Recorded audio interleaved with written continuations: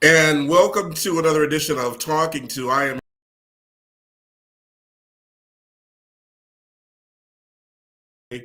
joining us for Talking To. We have a great show planned for you today. And we want you maybe even to get a pen or paper and maybe jot some things down, especially when we have our special guest come on today, because he's going to share a lot of great information.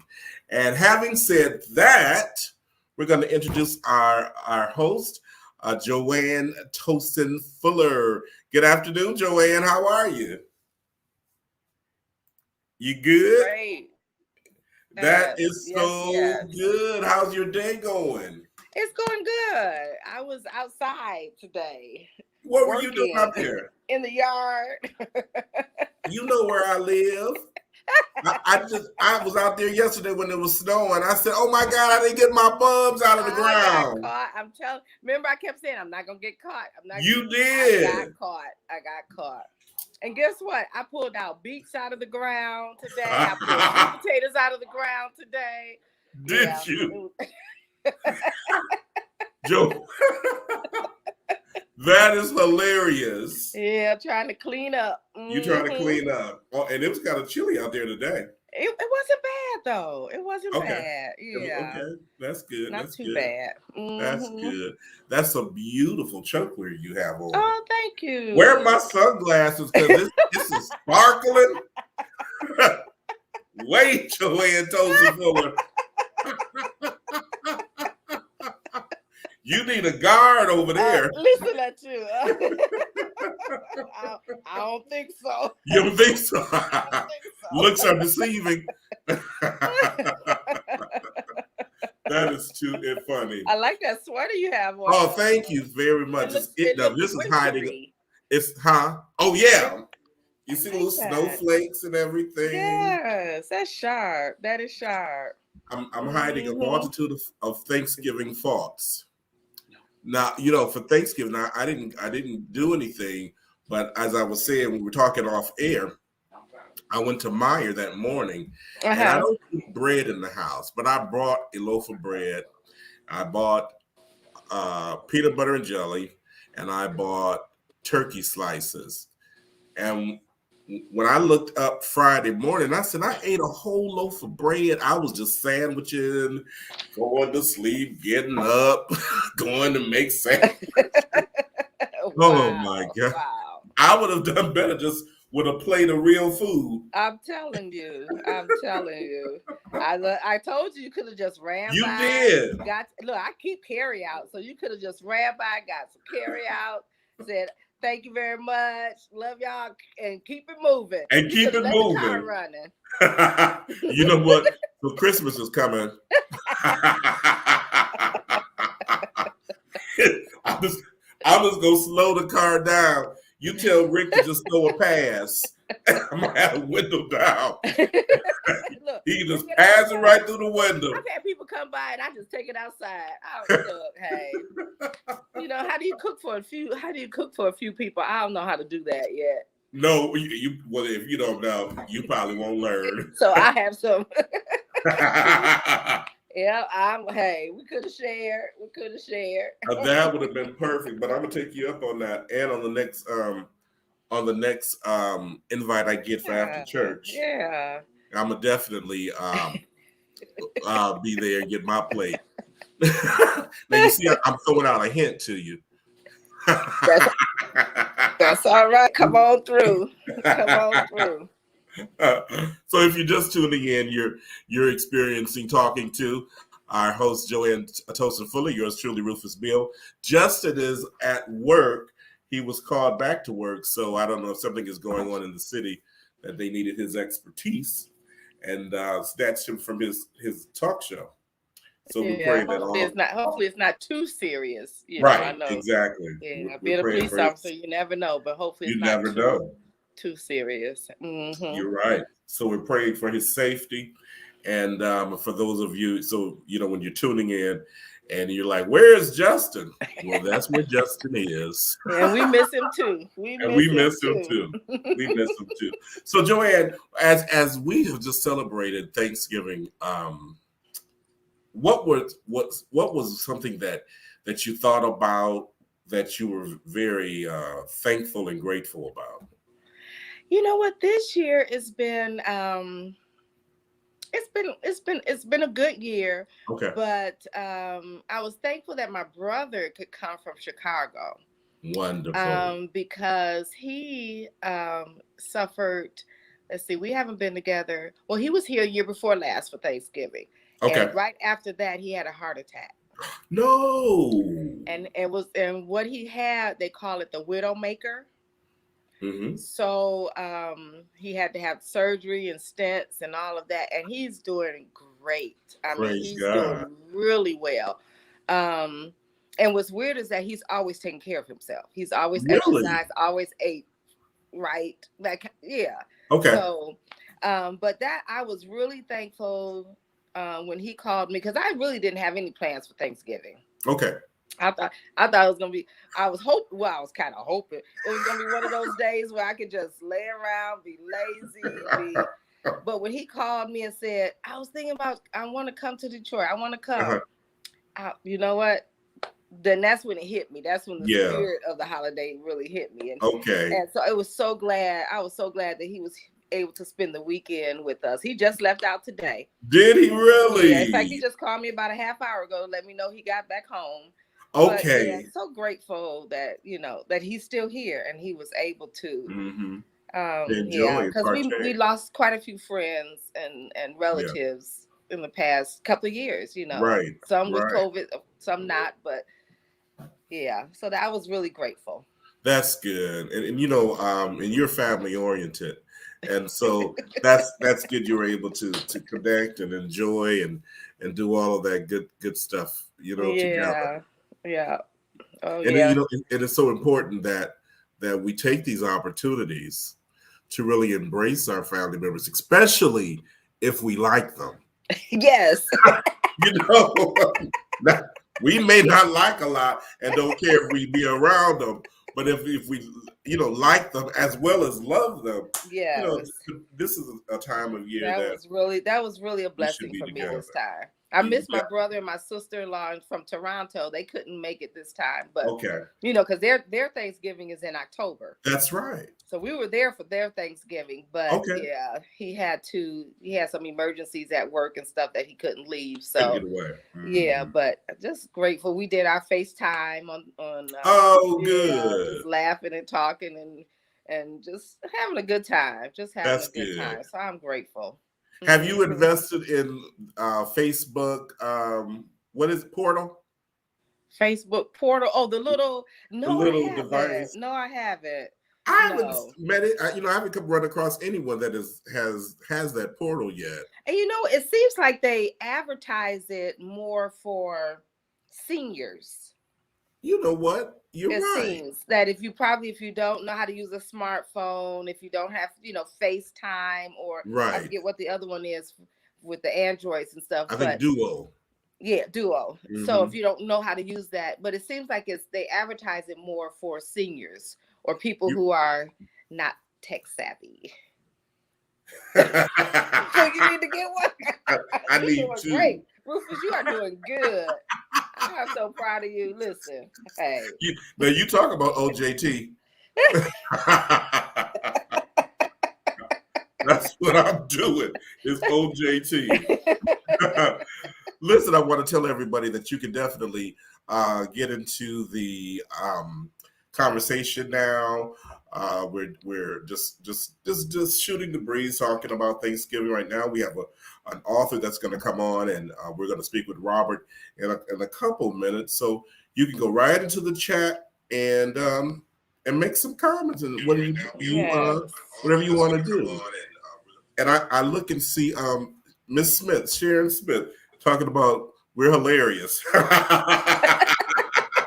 Hey, Miss Smith. And for those of you who don't know, Miss Smith was my first grade teacher, and she became my when I was a senior at Peterson. She was my teacher, first and last teacher that I had at Peterson. And that's something. Wow. Yeah. Yes, I'm telling you. And I know she would agree that I was one of the astute students. Wait, I saw your post. I was trying to make that the post of the day, Joanne, about zipping the lip. So if anybody's Joanne's friend, you all probably saw that post. What did it say, Joanne?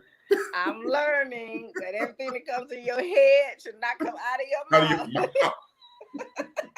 I don't know if I share with you. So during the senior year at Peterson Warren Academy, they did superlatives, and they were trying to pick out the class clown, and for some reason, they selected me.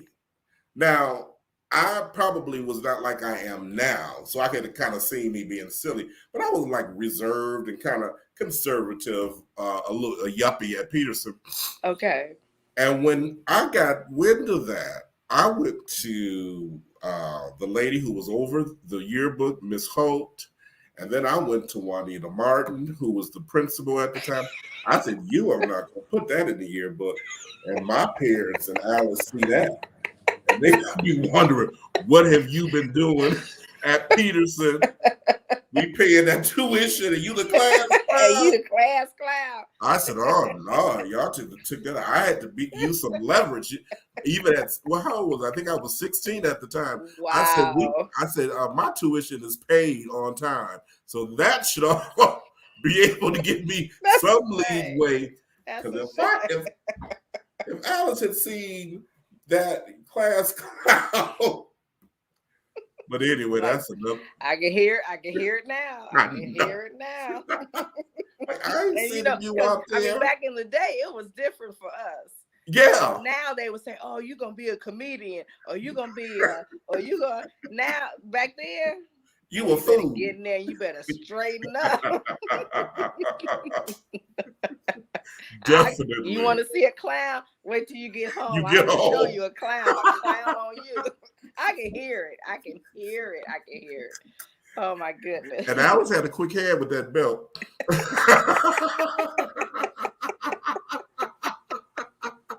That is too funny.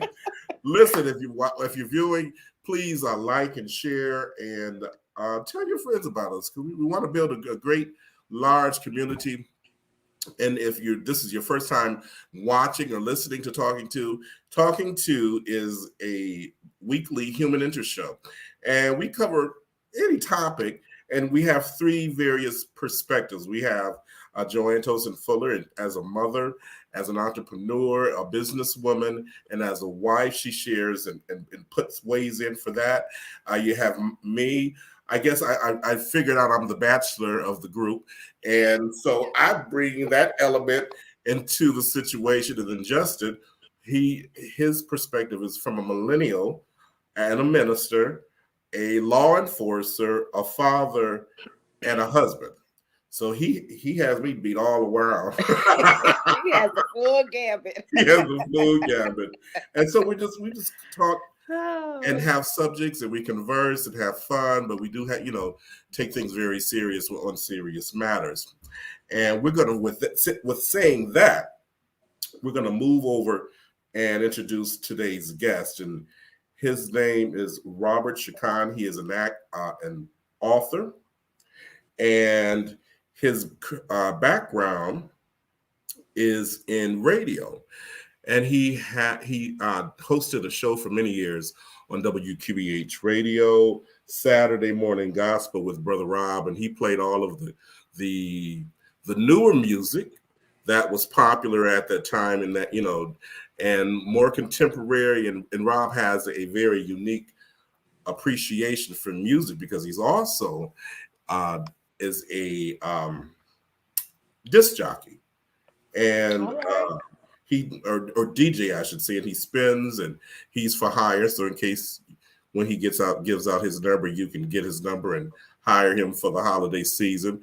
But he's also a father, and he's very active in his church. He's the assistant director of the church board of deacons at Morning View Baptist Church here in the city of Detroit. But one of the things that he holds very passionate and very close to his heart is about working at the Detroit Recovery Project, which he is a counselor, and he's helping change lives with individuals. And we wanted to bring Rob on to talk about his book, but also to talk about this holiday season, because, the holiday season is very sensitive, Joanne. Yes, it is. People become depressed and people become very emotional, especially in the transitions of maybe mother, father, child. It just can wear them down, and especially if you're single. Yes. And for those individuals who have had challenges in terms of with substance use, and maybe it could have gone too far, and they're recovering or in recovery, or they are survivors for a number of years. This season can be a trigger for them. Yes. And especially if you're entertaining and they're invited over, and certain things may be going on that may make them want to regress. But Rob is a great guy, and I've known him for years, and he has a passion and a love to improving the quality of life for individuals. And with that, we would like to welcome Rob Shakhan to Talking To. Robert Shakhan, my brother, hello. Hello, how are you? I'm great. How's everybody doing today? Hello. We're doing well. Thank you for being a part Hello, of the hello. show. Unfortunately, our other host, Justin, isn't here. Huh? Can you hear me, Rob? Oh, no, I was just sitting back enjoying you guys talking. Yeah, can you hear me? Yeah, we hear you swell. Can you hear me? Yep. You're loud and clear. All right. But, before we get into the purpose of you being here today, the game with the Buckeyes, did you watch it, Robert? Oh, wow. Did I watch it? Yes, Lord, I watched it. Look, I watched it to the point where, I didn't even realize everybody I know associates me with being like a U of M fan. I had people calling me like, "Are you all right over there? Can you breathe?" Oh my goodness. Yeah. I was like, wow, am I that big of a fan? People just associate me with being U of M. Everybody knows. I was like, yeah, I'm all right. I don't know. I was like, I don't know. They got 3 more games to win the championship. I was like, I may need a medic on my side. I don't know. So you need a nurse on duty. I know, right? That is too. Oh man, Carolyn Phillips, Lady Caroline, Rob, and Joanna saying hello today to you, and we thank her for viewing and listening on this special day. As we said, our special guest is Robert Shakhan, and Rob, Joanne is an entertainer in terms of having guests and doing things and. For holidays and for any occasion. And so, Joe, I'm gonna let Joanne take it over from here, and you go right into what it is that you and Rob are gonna speak about.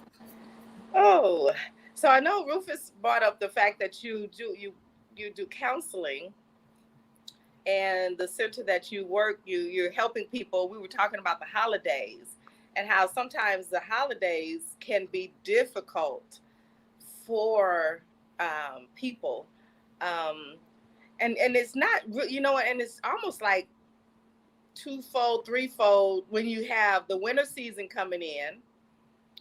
Because some people get that what do they call it? That depression around the winter season as it gets darker earlier, and seasonal depression.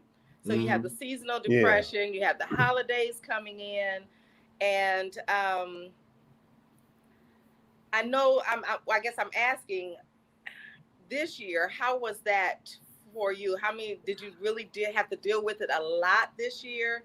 Now, and we have COVID on top of all of that other stuff. So how was this year for you?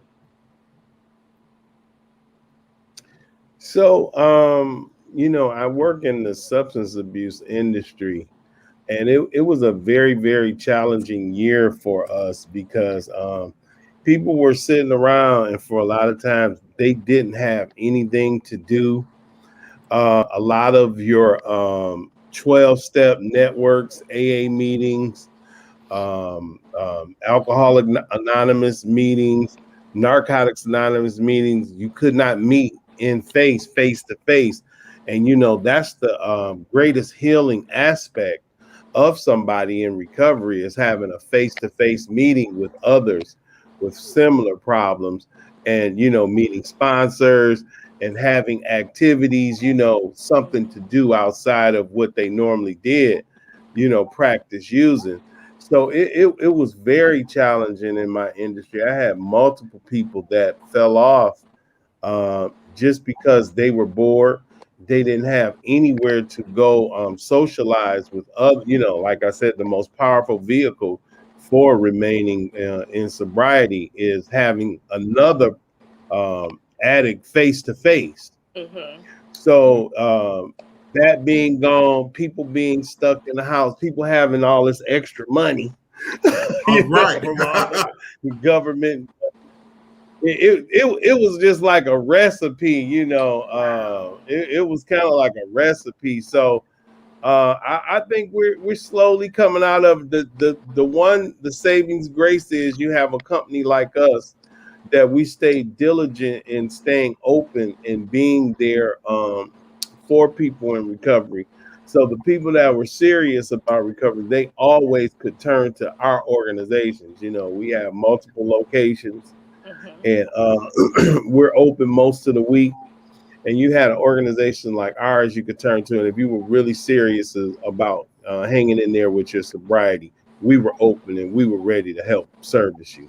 That's great. That's great. So even with, you said with the 12-step program, so I know, like you said, centers and certain places were closed. But I know they have that where you have that support person. So people, if you were serious, could you not get with that? What do they call that? I forget the name of it. The support person, that one-on-one, the mentor or the sponsor. Yeah, like a sponsor. So they kind of felt that system. I mean, that part of the program fell off also. Like if I relapse, so could I call my sponsor? So so it was a lot of outlets for 12-step recovery. It was we had Zoom meetings. We were on meetings just like the one we're on, kind of with you all's show. We have phone meetings. You could do a phone meeting, and it just gets down to like how bad you really wanted it. And I think people that really wanted it, they sought recovery. They found recovery. It was there for them. But people that were borderline and on the cusp, and that's who a lot of people we deal with in our industry. Now it's a business side and it's a recovery side. I'm on both sides. I find the people more on the business side. We have a lot of clients that are ordered by the court, or they've had interventions from their family members. So they're on the cusp. They already looking for an excuse to not do this. Right. So so the barriers that became as a result of COVID gave people a great excuse. Hey, I got money. Hey, I can't get in touch with these people anyway. Hey, let me go do what I do best. Right. Be a rascal. Go back to the familiar. Right. Be a rascal. Go back to the familiar. Right. But people that are serious about recovery and were clinging to their sobriety, they found Zoom meetings. They found meetings to be on. They found it. There were no barriers. It almost goes back to something I say, like like I say, I'm on the business side. A lot of my clients me, I couldn't make it because I didn't have bus fare, or this was my mom didn't get up in time. And I'm like, okay, so like when you were getting high and using, it wasn't any barriers. If I said, hey, we got this party over here, you get on that city bus, you do whatever you had to do. So or you call somebody and say, hey, can you come pick me up? Can you take me somewhere? You will find a way. Right. Whatever you want, you will find a way. Right. Just like I say, when I came into recovery 30 years ago, it was some tremendous obstacles I had to overcome, just to get in a treatment center. Because I always talk about how my company, we're like the McDonald's of the recovery industry. It's like when I was trying to get clean, you didn't have just a place in your community you could walk in, and by noon they would have you in a treatment center getting help. I mean, for me, my mother, my family, we had to call around for weeks. We had to save money. But the difference is I really wanted it. So those weren't obstacles or barriers for me. I was tired of the way I was living. So it's good that we have a place like the Detroit Recovery Project, but at the end of the day, it's the end of it. We could do interventions, we could roll out the red carpet, but a person is not going to change or get help until they're ready. That's the truth. This is so true. You're viewing and listening to Talking to Joanne Tosin Fuller, and I am Rufus Beal. Our special guest is Robert Shakhan. He's an author. We're going to talk about his new book in shortly, but he is a counselor, recovery coach at Detroit Recovery Project. He is certified through CADC and CCAR. Robert, so we know it's the holiday season and people entertain, and one of the ingredients about entertaining for some is making sure you have spirits and libations. Now, for someone that is in recovery or that is going through that process, and they're invited guests to a holiday event, how should the host of the party or the dinner, plan that with them in mind? So you're asking me if I'm planning something like a regular event, and I know some people in sobriety are coming, or am I the person going, or am I the person planning it? Well, we'll take it from both sides, from both ends. So first, if I'm having a dinner and I know somebody is suffering or recovering, recovering or trying to recover, how can I help that person? So the first thing I would say you would do is, when you invite them, it's some very important discussions you need to have. Okay. So the first thing you need to tell them, you need to say, look, so we're having a gathering. It's probably going to be some drinking and people hanging out and doing stuff. You should probably invite somebody to come with you. Feel free to invite one of your sober friends, so you don't feel like alienated from that, environment. You'll have somebody to talk to and laugh with. And, you all can laugh about the Virgin Shirley Temples with the umbrella. Y'all the only two drinking. So you won't be seen strange in the corner by yourself with a virgin daiquiri with an umbrella in it, a 40-year-old man. Then I would tell them, I would say, have you an exit strategy, and meaning I won't be mad if you don't feel comfortable and you need to leave. I'll be totally understanding. Just come up and say, yeah, it's my time to go. Because, some people be like, oh, man, you left all early. You know what I'm saying? Let them know that you're comfortable if they're in that environment and they have to leave. Third thing I would tell them, I would say, uh BYOB, you know, we might be drinking cognac or whatever we do. Bring you some burners or whatever, some burners, some ginger ale, some Sprite, Okay. whatever you want. Make sure you bring it so we'll have it. You know, we'll have something for you. You know, I may not have it. You know, all our stuff might be what we use for chasers or whatever. Bring you something. You know, you might like a Canada Dry or something. Bring it.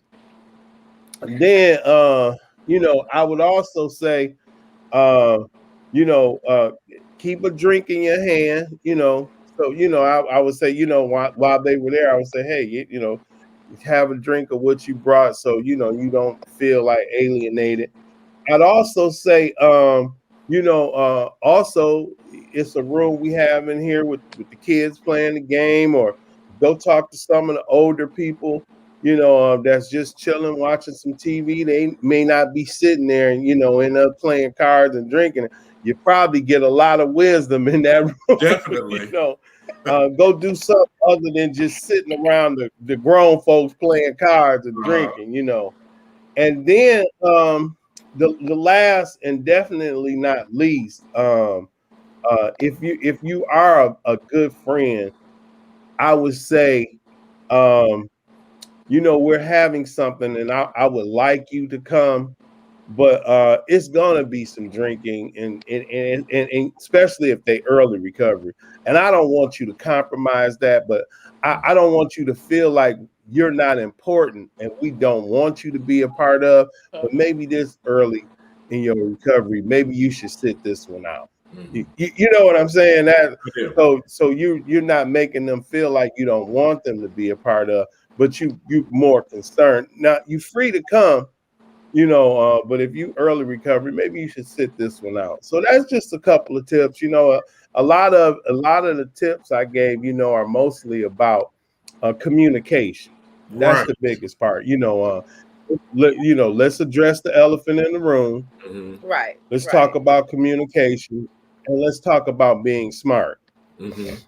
So I, you know, and I would say too, because I do like to entertain, and I think it depends on, and maybe it shouldn't depend on, but maybe I, as the host, can let folks know this function this time there'll be no drinking, there'll be no alcohol, Okay. because this person that I care about, whether it's family, a good friend, or if I know, and I don't have to tell everybody everything, but you know what, we're not gonna have any drinking at this This function is it.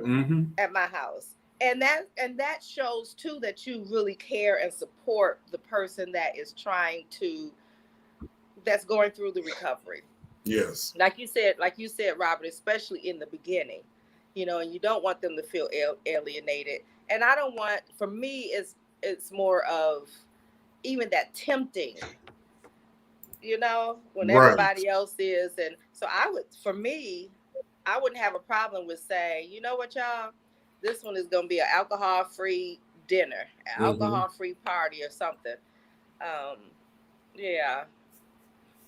You know, I remember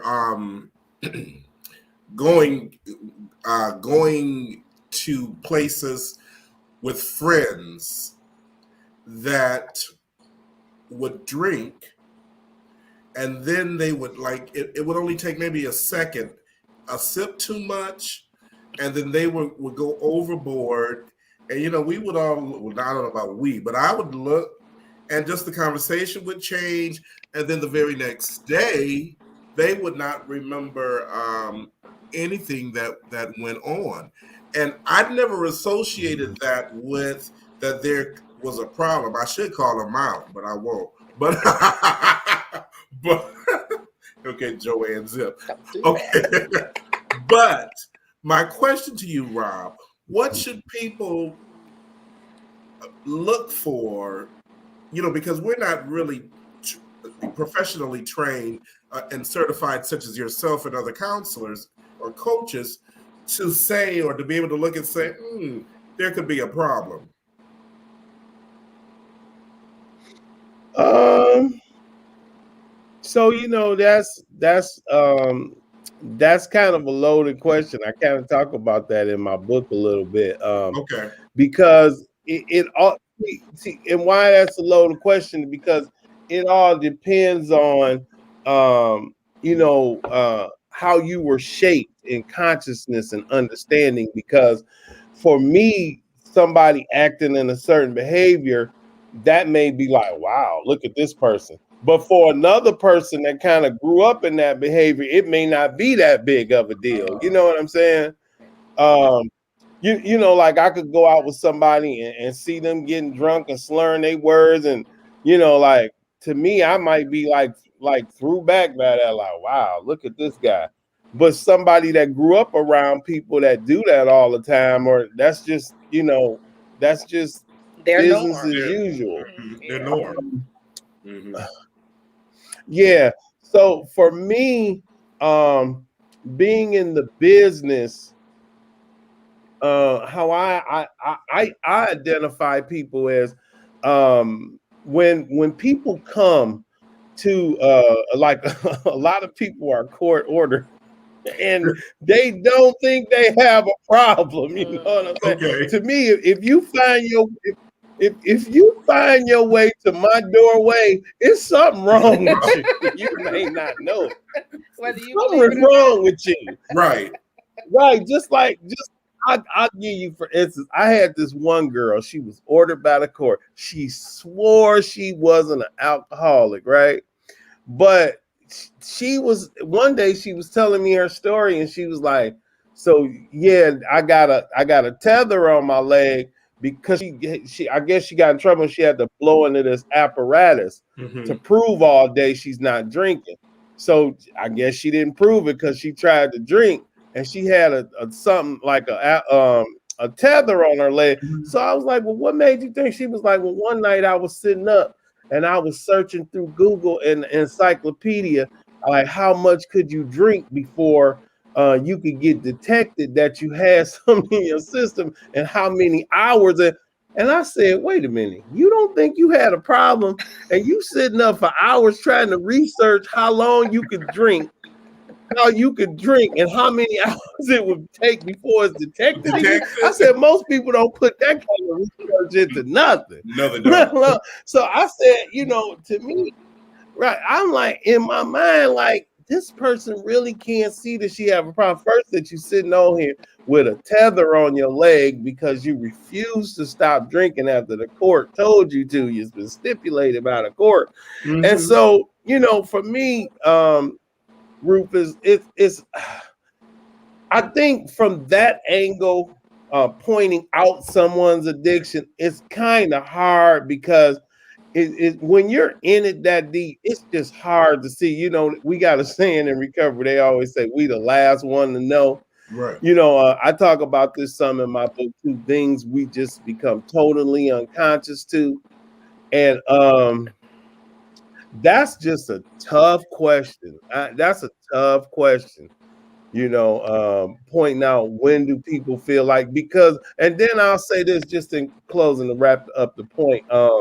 So I'm in an industry now where when I first got in recovery back in the 1989, I mean, they were like, call you out like this. You got a problem. It's something wrong with you.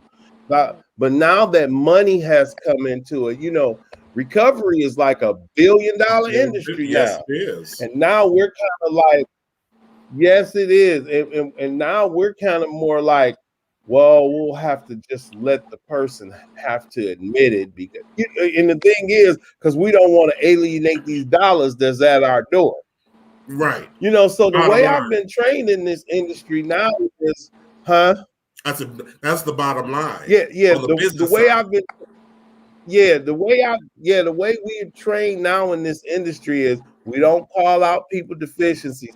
We more allow them to admit it than meet them where they're at.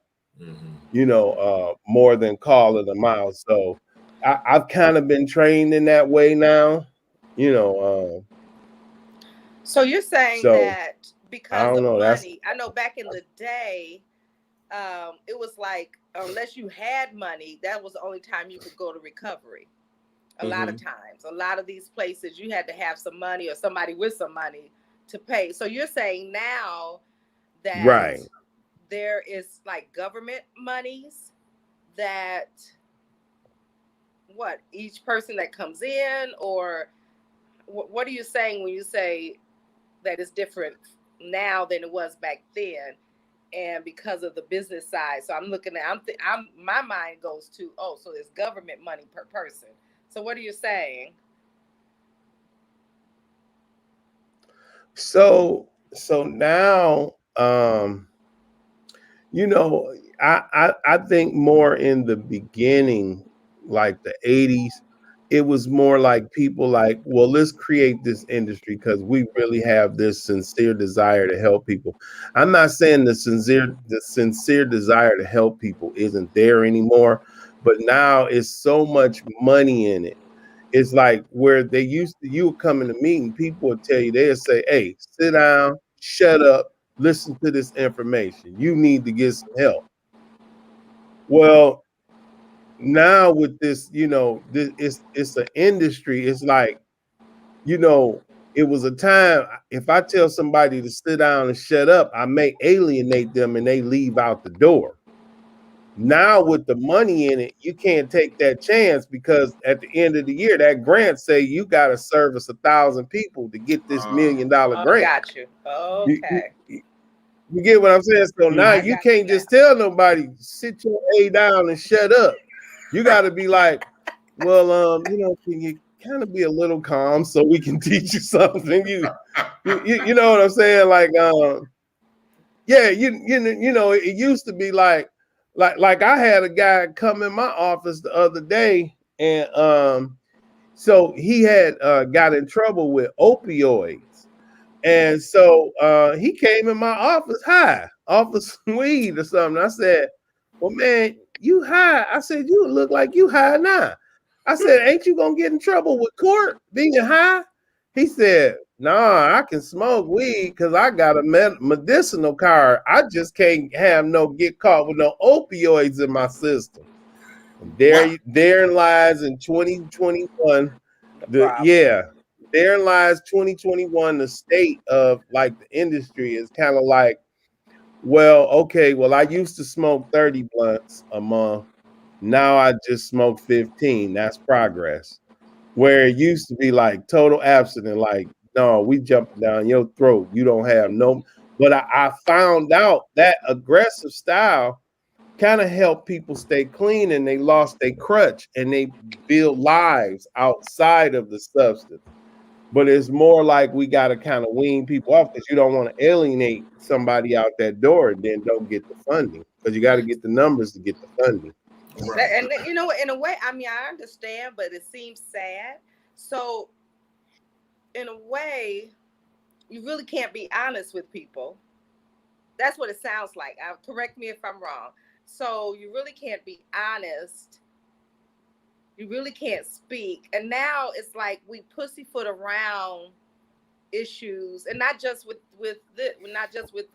substance abuse, but because it's not politically correct, or you know, we have to watch our words, watch, like you say, sit your A down, or can you please have a seat, you know. And sometimes people need that direct aggressiveness. Look, come in here, have a seat, sit down, be quiet. So it sounds like it's it can go. Well, I'll say it like this. I'll say it like this. It's not that we can't be honest with them, but we may not be able to be as forthcoming. I mean, like I have a client that sits down and now he's recovering from crack, and he's like telling me he's smoking weed and drinking, and you know, he like, well, as long as I don't touch that crack, but I'm smoking weed, I'm drinking it, and most times we talk about, especially when I came in total abstinence, because when I'm drinking and then I'm getting high, now my inhibitions, you know, now my clarity of thought is not there, and that makes me say, you know what, I can get some crack. So when I hear him say, well, I'm drinking and smoking weed, what I mean by I'm not gonna lie to him, but I might not be as forthcoming. It's a part of me that's sitting there like, you know what, you full of crap and you about to go out and start getting high. So I may not say that, but I'll say, like you need to be careful because that could lead you It can lead that could to lead you back. Right, right, because right. So I mean I yeah, I know don't people lie to him, but I may not. be as aggressive. as aggressive. Okay. And I know people in recovery, and it was Yeah, back in the day, it was like you got off of everything. Mhm. So if you were a drug addict, you didn't do alcohol, you didn't do no type of Nothing. drugs, nothing. It was like, you need to get off of everything because if you stop trying to do the drugs, now the alcohol becomes your crutch, Mhm. or so it seems like they're allowing them, okay, we're trying to get, like you just said, we're trying to get off of crack, but you can go ahead and smoke weed, you can go ahead and drink. But it seemed like back in the day they were trying to talk to you about getting off of all of that. So you're saying that is no longer. well, you have your old school people in the industry like me that still understands total abstinence is the only way to successful sobriety. And we're standing guard with that.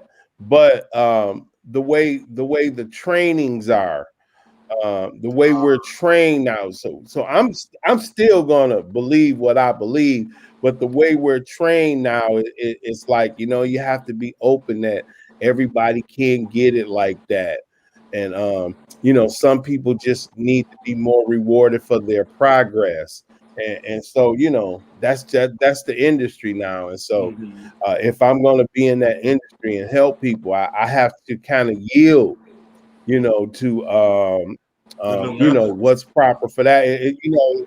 Yeah, it would be like me like saying I'm gonna work at KFC and I go in there and say, nah, y'all cooking this chicken like churches. you know, So my last nah, question, I Negro, guess. you out of here.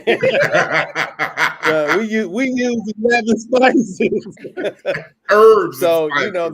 that's their formula. So then Yeah, how that's do their you formula. And see if I'm gonna be in the industry. the recovery from the old school where it was total substance, you got away from it, and now do you see, um, is the recovery different as far as like the numbers? Do people digress? Now seems like they digress more because they fall to another substance? How do you see the difference between old school and the way we're teaching now, you're teaching now?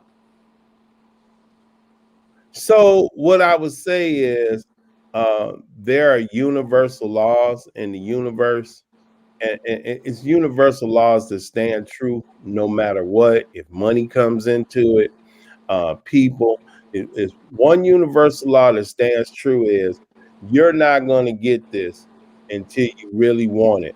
So I look at it like we have this infrastructure here, um, and it allows people to have this space to come get this help that we're offering and providing. But the only way you're going to be able to embrace it, get clean, and go on to having a successful life outside of your addiction is you have to come in and embrace these principles, and you have to really want it. It's like I said, when I first came in, like we can give these people the world, but if you don't want it, you know, if you don't want it, it's not gonna be there. And it's some people out there that they do get sick and tired of being sick and tired. And we have this industry here that's for those people. Uh this formula is tried and true, and it some things never change, and that is if you really want this, um God is going to provide the understanding, the will, and the guidance to get it. If you just, uh, like you just said, messing around and playing around, you're not going to get it. Just real quick, I can remember in 1989, I had got so tired of the lifestyle I was living. And I can remember we called treatment centers for about 2 or 3 weeks. And couldn't find nobody to go in. All of them was full, or you had to have this kind of insurance. And we found this one place called Eastwood, and they said, um, you need like $300 and something dollars and something. And I think I had one more check coming from my job. Now I used to spend every dime I had, and I don't know how I got paid that Friday. I went in treatment that money, but I held on to that money. Matter of fact, I was getting high with all my friends and they was cracking up laughing like, you ain't going to no treatment. I said, man, I'm getting out of here. I'm through with this life. And I held on to every dime of that money and got myself a treatment. So it's like I really wanted it. Right. So that's a universal law. It's like if you want this, you will climb to the top of Kilimanjaro to get it. If you just playing around, it could be rolled out in carpet, rare gold carpet for you, and you still won't get it. So everybody that really wants it, they'll be able to get it. They'll be able to get it, but you gotta be sick and tired, and you gotta surrender, and, and you gotta really want it. So Rob, you have 30 plus years of sobriety. You have a passion and a desire to enhance the quality of lives for individuals, and you've done something that others have done, but yours is unique because you have both sides as a coach and as a recovery or as a survivor, and you wrote a book to help people. And let's see, the name of the book is Practicing Self-Awareness by author Robert Shakhan. Tell us about your book. So my book,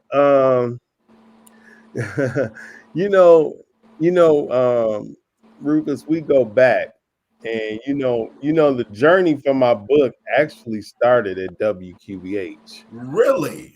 When we both worked for the Queen. Yeah, okay. I didn't know if you would even know that, and if that's probably surprising to you. Yes, it is. So it goes back to when I was working at QBH. I was doing a night shift, and you know how we used to have the little gospel tapes we used to play at night. I can't even remember Cosmic Angels. Oh my God, yes. And so I was just playing. It was the Cosmic Angels. And I'm playing a Cosmic Angel. I'm playing a Cosmic Angel tape, and I'm kind of bored. So I start looking around the studio. You remember all the books that used to be in the studio? Yes, back in the news. Like over the carts. Mm-hmm. Yeah. And I saw this book one day, and it just revolutionized the way I thought about things spiritually. The name of the book was called The Power of Now. The only thing I knew spiritually was worship and church and being Baptist. I didn't know it was any other way that you could approach or look at spirituality. Mm-hmm. And I don't know how this book got in there. I know the Holy Spirit must have planted it. Of course, when you think about working for the Queen and all the powerful spiritual situations that happen, that shouldn't be a surprise that type of material was found its way in there. But anyway, I read this book, and it just revolutionized everything I thought of and knew about spirituality. And because I had to think that everything I knew didn't have the power to keep me out of some of the trouble I have. So I knew it was other people that were being lost as a result of what they know. And you can never empower yourself with enough material to evolve and be better, and to cast a bigger net to grab more people. And anyway, I started talking with everybody I know about this information, but like nobody really could get it, because it's the information I talk about in my book is just a real new approach. Okay. And I met a guy. Yeah, I met this guy about 10 years later. I couldn't get nobody to really kind of get into this material in this book, because when that's how something gets on fire and grows bigger, when you get it and you share with others. But like I said, the material is so different, people couldn't really get it. But like 10 years later, after QBH, my career is over in radio, I meet this guy in Pittsburgh who's actually from DC, that actually was born in New Orleans. And the material I found in that book that I had found in the studio, he was like really into it too. And we started sharing these ideals and talking about it. And one day he just said, one day he we were talking, and one day he said to me, he was like, everything in your life gonna boil down to how self-aware you are. And I was like, yeah, that's cool. Me and this guy had been talking for years, about some of my material. And I was like, yeah, but at this particular time, I don't know if you're familiar with that book, The Secret. Yes. We were heavily into The Secret and this manifestation talk. Like you can manifest your energy, your vibe. It's kind of big now. People talk about it regularly, Right, but you got to think 20 years ago, people weren't talking about manifestation or energy or vibrations. You got a lot of young people like talking about crazy. This stuff now. Yeah, right. And so, yeah, people weren't talking about, this stuff as frequently or regular. And so he was like, yeah, practicing self-aware, everything gonna boil down to how self-aware. I was like, yeah, cool. But man, I'm trying to increase these chakras so I can have a better attraction level. You know what I'm saying? I'm totally into manifestation and chakras, and I'm just gone. I'm trying to figure out, because this book then opened me up that you can do more for your spiritual life than just go sit at church 3 hours Sunday. It's some other things you can do after you leave church to, keep you. And I know a lot of people say pray and read the word, and those are very good and those are true.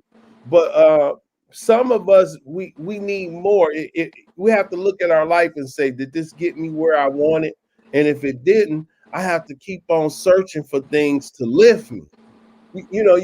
That's what self-awareness is about. It is knowing if something is lifting you to where you want to go. And I kept on with this reading The Secret and trying to manifest. And he told me that March, and I think around that fall, I had made like just a horrible decision in my personal life. I had just did something that was destructive. And what scared me the most, Rufus, was when I did it, is nothing said, boy, this is so foolish what you about to do. That scared me, that I could act and move against myself and nothing say like, man, that's not it right there. That scared me, because I'm like, what, could I go out here and get myself killed and not even know I'm doing something wrong?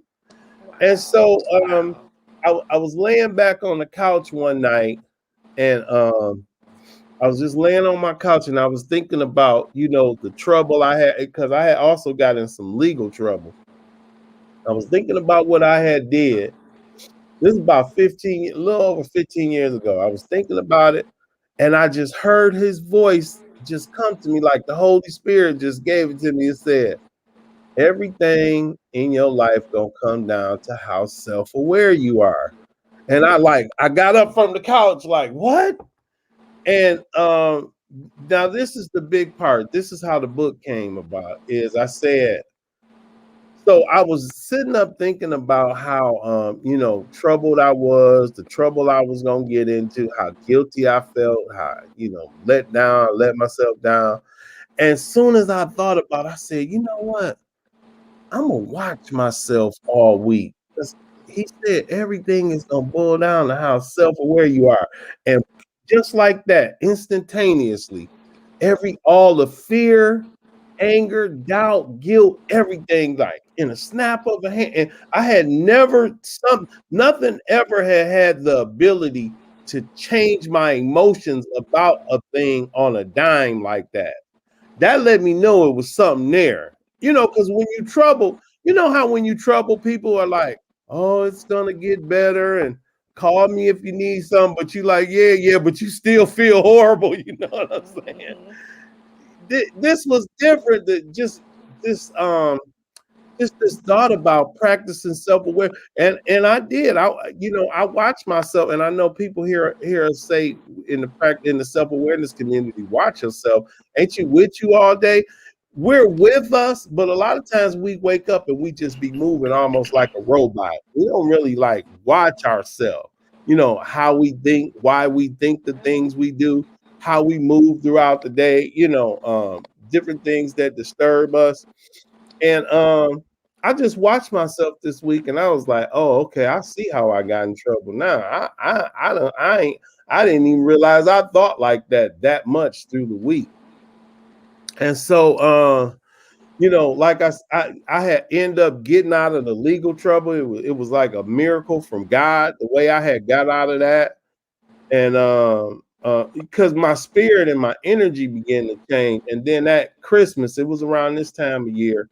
I had another incident. Something was going on with some family issues, and I was real stressed out. And I said, "Wait, you practiced self-awareness that last time, and everything just went perfect." And once again, I just started paying attention to what I was thinking. I mean, what I was feeling, the thoughts that those feelings were generated, and then I just had this one. It's almost like you're creating a space for intuition and spirit to have an expression, as opposed to you just attaching to the disturbed thought as though it's the only possibility in the moment. And this detachment gives you this space for higher energy and revelation. And it happened once again, and I was like, oh, wait a minute. Oh, we got something here. We on to something, because I'm stressed about this Christmas thing. Then I practice the self-awareness, and bam, just like that snap, and I go on and have one of the greatest Christmases ever. And I'm like, oh, wait, we got something here. It's something. The Holy Spirit is trying to deliver something. And the funny thing is, I didn't do it again in that spring, and something happened in the spring, and I practiced self-awareness, and it changed this life. And I knew it then. I knew it. I said, okay, we got something here. We're going to bottle this, and we're going to give it away to people.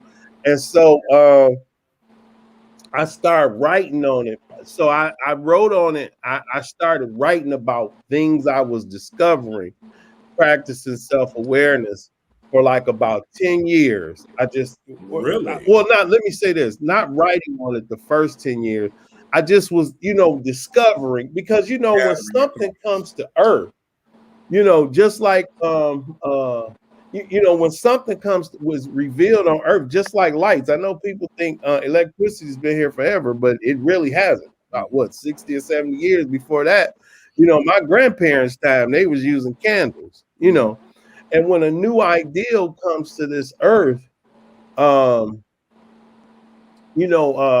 it takes time of discovery, because it's something new, it's something different. This new way to find peace, through understanding and a level of consciousness. So I was taking down mental notes for about 10 years, and I said I should write a book about this. And so for 5 years, me and a young lady named Natasha, we just took notes. We'd meet every week at like Tim Hortons, a coffee shop, and I just write her notes of just things I was discovering. And then we had 5 years of notes compiled, but I was so busy I could never get the time to put it into a book.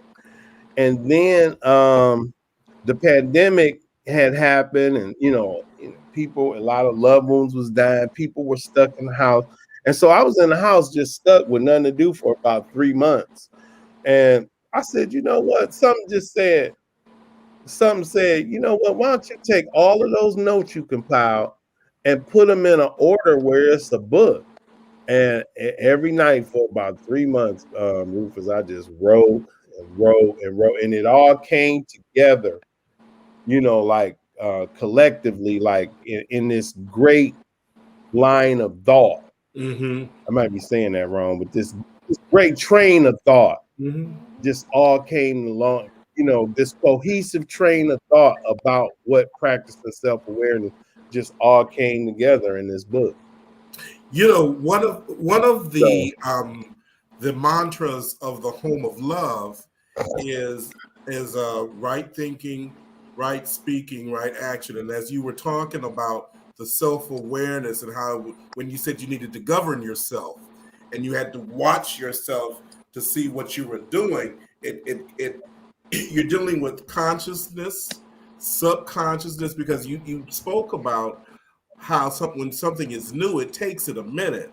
And and Joanne, when you're dealing with new things, it has to get in your subconscious, so that it can get in your conscious, so that you can act accordingly to what this self-awareness, or to being able to practicing self-awareness, and how it can change and bring you up in your life and in your daily action and walking and talking and communicating with the people that you come in contact with, because it's very vital. What are some of the other chapters in your book? I didn't hear you. What are some of the other chapters that you have in your book that you cover? Some of the other some of the chapters. Mm-hmm. So in my book, hold on one second. Hold on.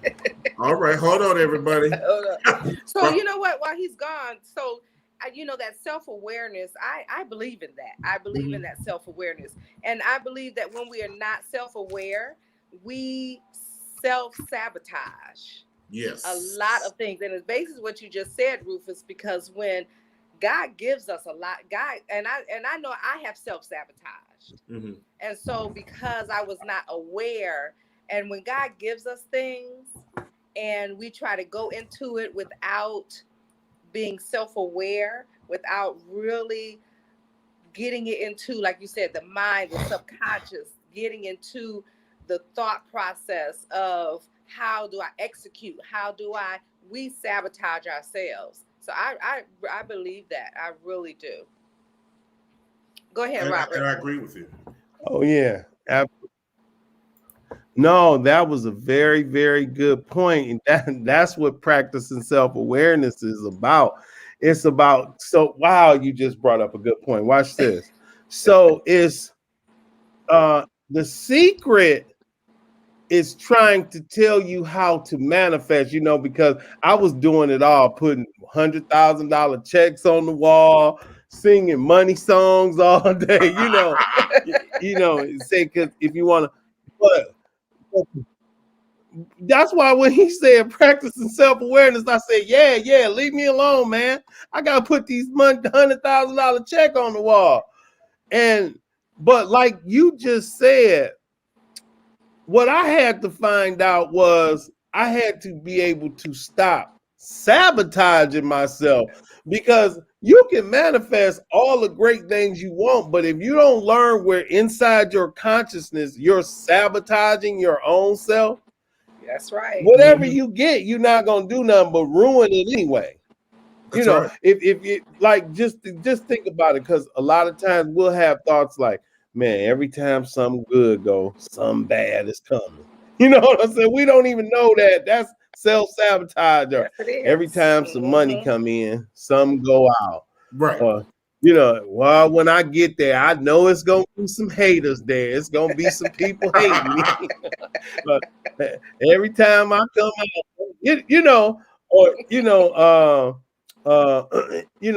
why can't everything always run smooth? It's gotta always. So if you believe that, guess what? That's true. That's true. But it's because you believe it, not because it's true. It's because you believe it's true, Right. So, I could go on about so many ways we self-sabotage, but it just makes sense to us to say these bad things about it because you never had any reason to challenge it. It's like, yeah, this is true, I could go on and on. I hear it. I can hear it. I hear it. It reminds me of that movie. They've had two, one with Mel Gibson and then the one with Taraji, where it was like, I think Mel Gibson's will. Oh yeah, that movie was what do women want? I believe is the name, and they would hear. Oh yes, yeah, yes. Where I saw both of those. Okay. Yep. What Women Want, and I forget that was Mel Gibson. Right. What Women Want, and then Taraji, I forget the name of the one she was in. Yeah, yeah. But he is so right, though. He is so right that we do, and and what he just said about we know that they're haters. We know that but we don't have to dwell on it. We don't have to mentally dwell on all of that. Exactly. And so that's how we self-sabotage, is because a lot of times we feel like we are, if I'm staying grounded, because how sometimes we see people and people talk about, they think they all that, and they think they, we hear it all the time. They think they all that, or they got, and a lot of times it's just them being focused on what not letting the distractions around them deter them from their goal. Pull them down, deter their game, their goal, deter their. So I do believe that we have to be self-aware. So practicing self-awareness, that's excellent. Yes, it is. And if you're just listening and just tuning in, our special guest today is Robert Shakhan, and he wrote a book, Practicing Self-Awareness. And Robert is a coach, and he helps people change their lives who want to change from substances and abuse. He's the recovery coach at Detroit Recovery Project, and it's very important that we add that Robert is certified, because some people say, "Well, who told them that they can do that?" Well, his qualifications and his credentials allow him, and his experience, to be able to help people. He's certified through CADC and CCAR. Robert, how can we get the book?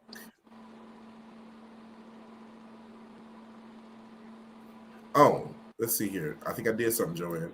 Robert, how can we get the book? Can he hear us? I don't think he can hear us. He can hear us. Rob. Can you see us? Can you see us? So what we're going to do is get that information about how to get the book.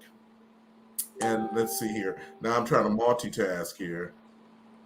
I got a better way to do this. Robert, can you hear us? Not yet. I think he's having internet connection.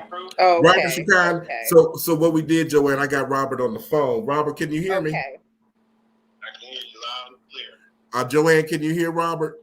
I can hear him. I can hear him. Yes. Okay, Rob, tell us how we can get the book.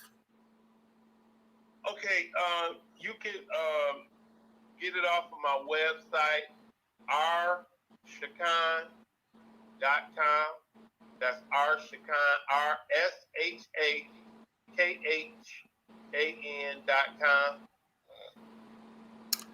RSHAKHAN.com. Give it to us again. That's rshakan.com. Shakan.com. It's my first initial and my last name.com. And that I have a website. That's the website you can go order it on. Perfect. So if you need to order the book, it's rshakan.com. That's the letter R, SHAK as in kangaroo, HAN.com. One more time, Robert. That's rshakan.com. RSHAKHAN.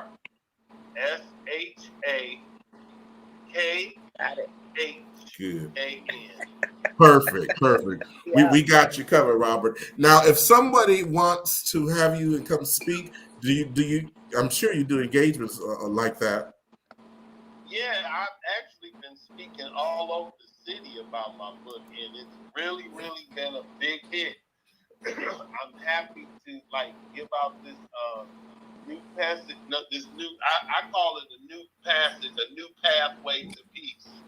Oh, I like that. People have really been excited because, especially in the times we live in, Ru, people are looking for peace because people are frustrated. They're frustrated with the pandemic, money, with each other, the politicians. Everybody, they keep talking about a civil war. I'm like, no, we can hold off the civil war. If you have peace, you don't want to go to war. That's right. You know what I'm saying? That's right. If you got some peace, you just want to just chill somewhere. Definitely. So I've been talking all over the city, man. It's really been a great. It's been a really great experience, to have this message delivered to me and be able to go out and I'm just trying to help people find peace. And the one thing, Rufus, more than anything is I've been giving people a tool. So if something is broke, how do you fix it with a tool? That's right. And so that's why I think people are really getting into it because it's actually something that the title is in my book, Practicing Self-Awareness. It's actually something they can go practice. When you hear a good motivational speaker, a good sermon, a good talk at a 12-step meeting, you're filled up and you feel good. Your tables levitated, you levitated, but after you leave, you just heard a good message. How do you implement it into your moment-to-moment situation? Exactly. You got to have something to practice. That's right. Moment that helps you get better. I agree. So can they book you through your rshakan.com or do they call you? How can they get in contact with you? I don't think it's a way to book me through my website other than it's a part where when you order my book, you can leave a message. Okay. I think it's a part that you can leave a message. But if not, though, they can always contact me through social media. Okay. They can contact me on Facebook, or you can give them my contact information and tell them it's probably better to just text me because if I don't know the number, I may not answer it. I'm just being. I'm self-aware. You're practicing self-awareness. I'm aware enough to know that I probably won't answer your call, but if you text me back, look, this is just somebody trying to reach out to you, so you can give my number. You got my number. Okay. I'm Robert Shakhan on Facebook, easy to find, and I'm Robinsky5, ROBINSKI5 on Instagram, and they can DM me and ask me anything. I'll come out. I'll even gift a couple of books out. And, we'll try to sell some, but I'll definitely bring a few as a gift. And we talk about this tool and how we help us find peace, especially in these troubling times that we're living in now.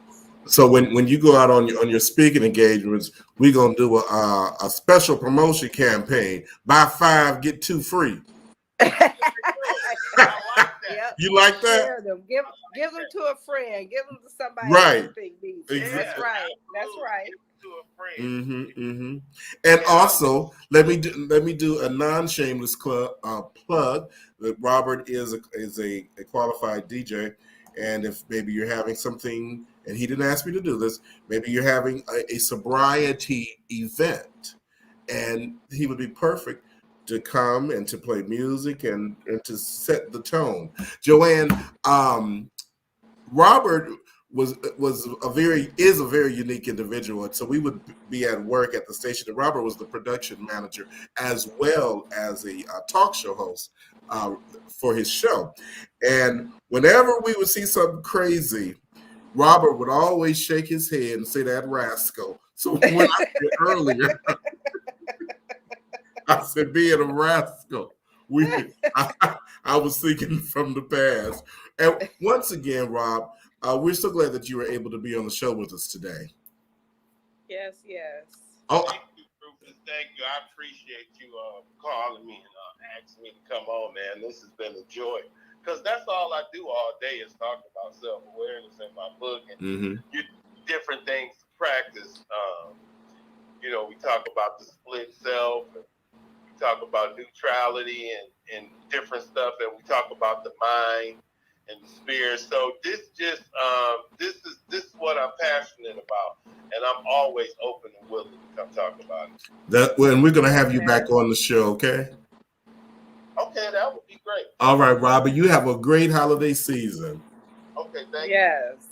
Yes, and once again, you've been watching and listening to Talking To. Our special guest was Robert Shakhan, and he has the book Practicing Self-Awareness, and you can get the book by going to his website. That's the letter R, Shakan, SHAKHAN.com. That's the letter R, Chakan, SHAKHAN.com. And we're going to put something up, Joanne, a little later after we get off the air and put that information so that people can either set an appointment or maybe they're thinking about how to change their lives, especially during this season.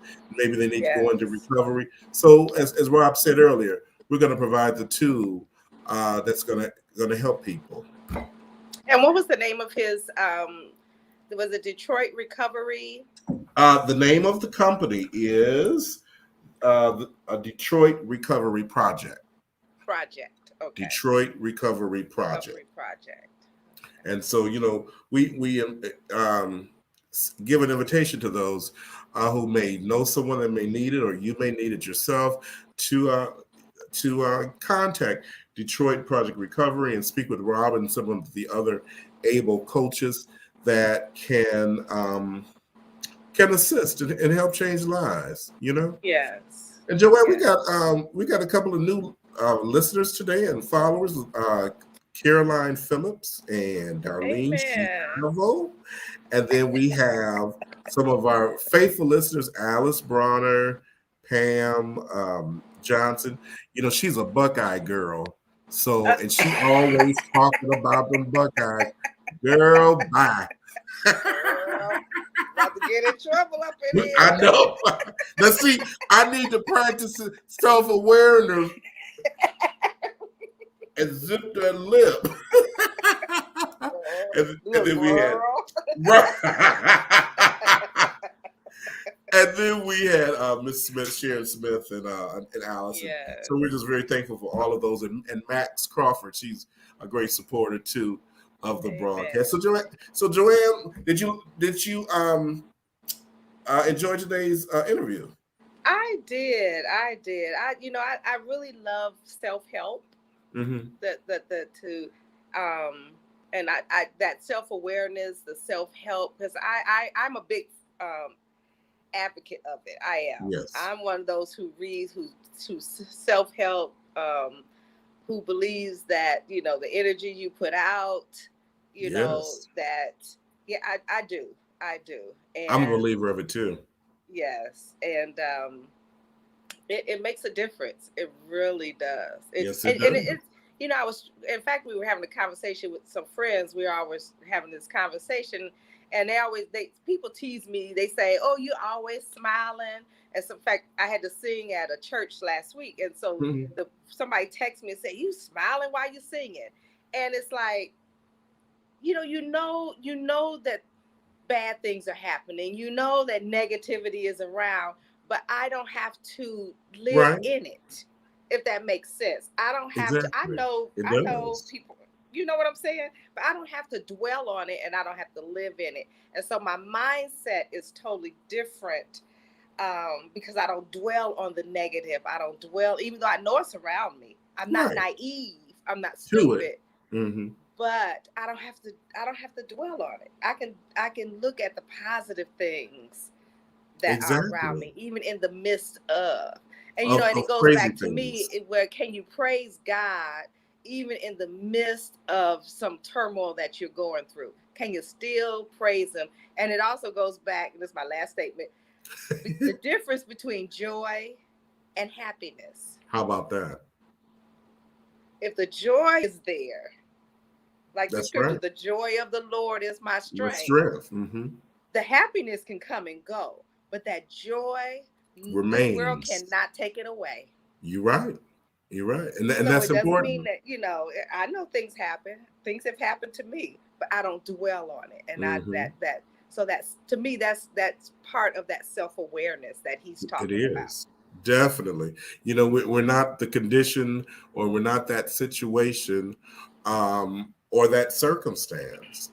And Right. if we harbor the joy, we're able to be to go through these pitfalls, and be a better person, and be and promote that in other people.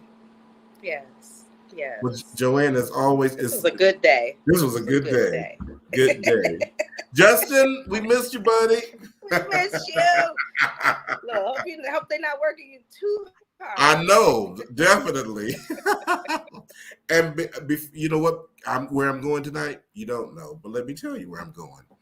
I'm going to see the that show about Aretha Franklin that's playing at the soundboard. Yeah. Yes. So Joanne knows that prior to 4 o'clock, it's a party over here. I wish I had known, because I'd be right there with you. I mean, you have to invite me first, though. I'm not inviting myself. Oh, wow. Well, look, you know what? Enjoy yourself. I I know will. it's going to be a good show, though. I know it's going to be good. Enjoy yourself. I'm looking forward to it. Have a good time. Oh, thank you, Joanne. And Joanne, you have a great evening. Tell everybody on Thank your end you. hello. And we'll be here next week, 4 o'clock p.m. Yes, yes. Have a good one. Be Have safe a out great there. I one. see it All right, snowing then. again. All right. Okay. Yeah, it is. And everybody, thank you so much for being with us today. We really, Joanne, Justin, and I, we really appreciate your support from week to week. Have a great one, everybody. Yes. Yep. Peace. Peace.